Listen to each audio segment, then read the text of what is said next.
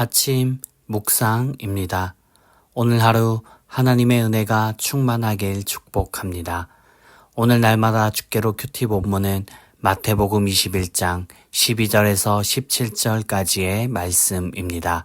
마태복음 21장 12절에서 17절 말씀의 제목은 내 집은 기도하는 집이라. 오늘 본문은 예수님의 공생의 마지막 주간 예루살렘 성전에서 있었던 성전 정화 사건을 기록하고 있습니다. 당시 성전 안에서는 제사를 드리기 위해 필요한 짐승을 팔고 환전하는 일이 행해지고 있었습니다.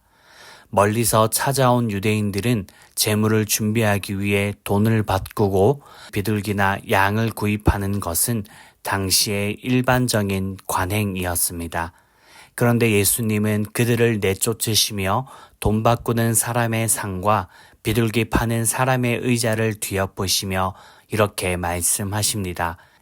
내 집은 기도하는 집이라 일컬음을 받으리라 하였거늘 너희는 강도의 소굴을 만드는도다. 예수님께서 분을 내신 이유는 단순히 성전에서 사고 파는 상행위가 일어나서가 아닙니다. 성전은 하나님을 만나는 장소이자 기도하는 집이기 때문이었습니다. 하지만 이들은 그것을 이용했습니다. 멀리서 오는 그들에게 제사를 드려야 하니 동물을 팔았고 성전세를 내야 하니 돈을 바꾸는 제도를 만들어 이득을 취했습니다.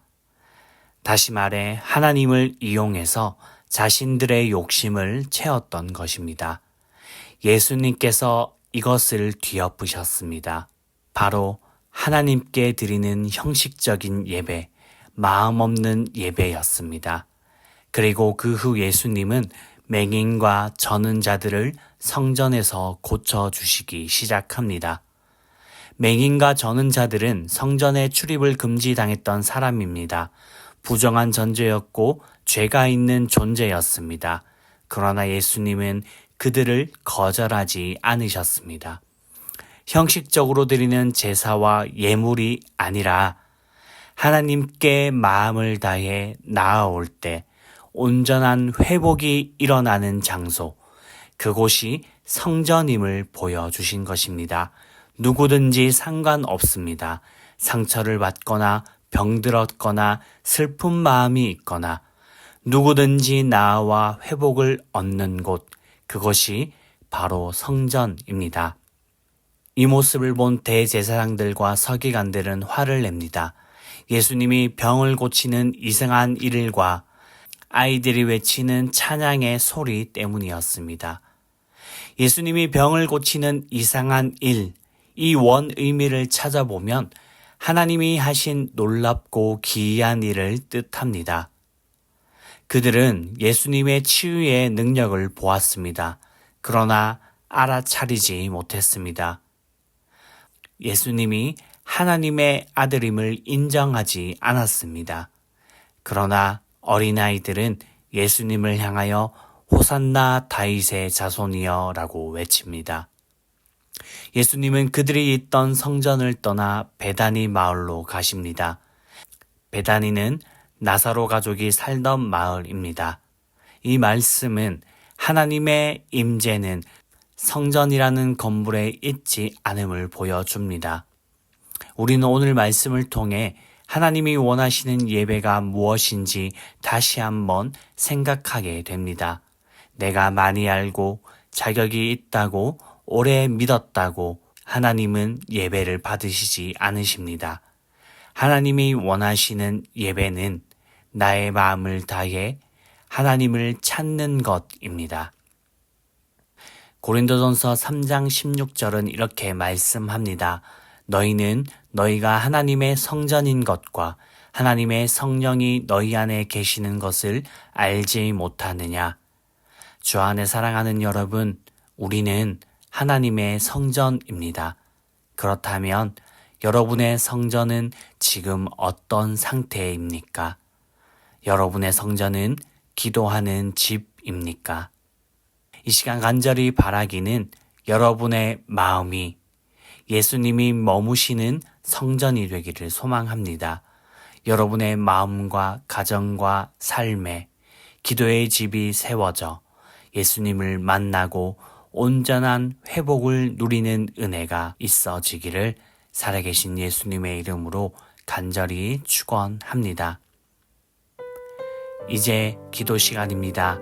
받은 말씀과 개인 기도 제목을 가지고 함께 기도하는 시간입니다. 이 시간 다 함께 마음을 모아 주님 앞으로 나아가겠습니다.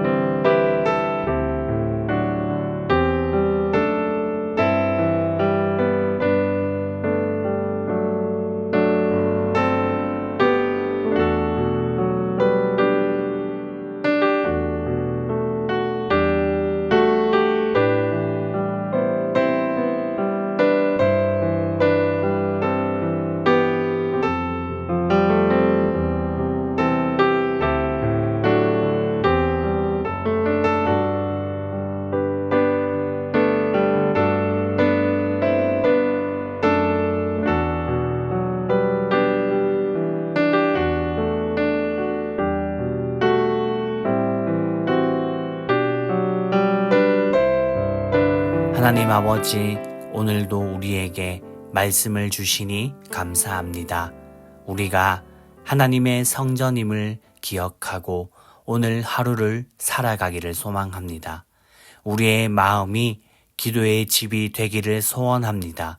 그래서 매일의 삶 속에서 예수님이 거하시고 예수님을 만나 치유와 회복과 힘과 위로의 은혜를 누리게 하여 주시옵소서.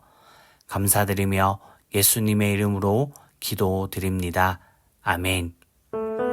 이제는 각자 개인적으로 기도하시면 되겠습니다. 행복한 하루 되십시오.